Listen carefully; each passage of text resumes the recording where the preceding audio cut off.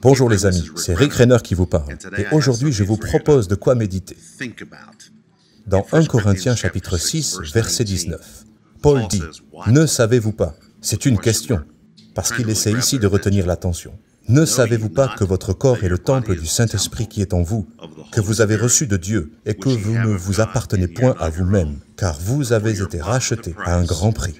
Glorifiez donc Dieu dans votre corps et dans votre esprit, qui appartiennent à Dieu. » Je veux que vous remarquiez que le verset précise que votre corps est le temple du Saint-Esprit. Le mot « temple » vient du grec « naos », qui s'appelle « N-A-O-S », et qui décrit un lieu sacré hautement décoré.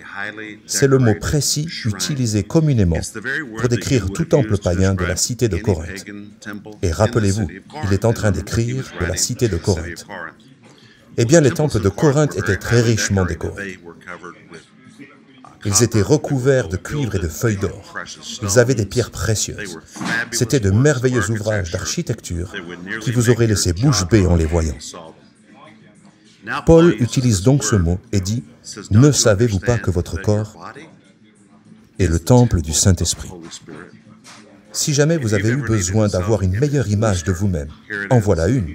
Si, lorsque vous vous regardez dans un miroir, vous dites « Je ne supporte pas ça », changez votre façon de penser. Regardez dans le miroir et dites-vous « Ce corps est le temple du Saint-Esprit. Je suis un sanctuaire de Dieu richement décoré. »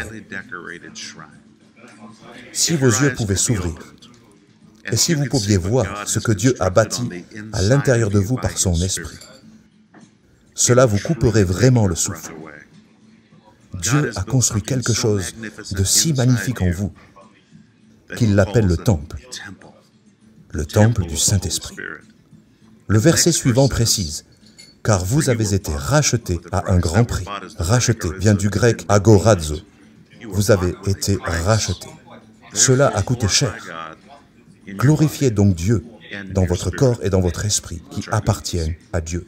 Imaginons qu'aujourd'hui, vous passez devant votre miroir, ou que vous essayez vos vêtements, ce que vous prévoyez de porter, et vous êtes tenté d'être négatif, même hyper critique à votre sujet.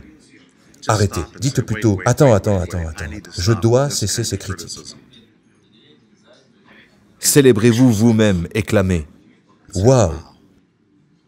Dieu vit en moi. Je suis le temple du Saint-Esprit. Dieu est venu vivre en moi.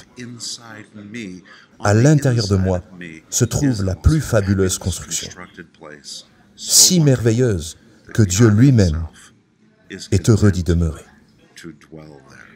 C'est vraiment ce sur quoi vous devez méditer aujourd'hui.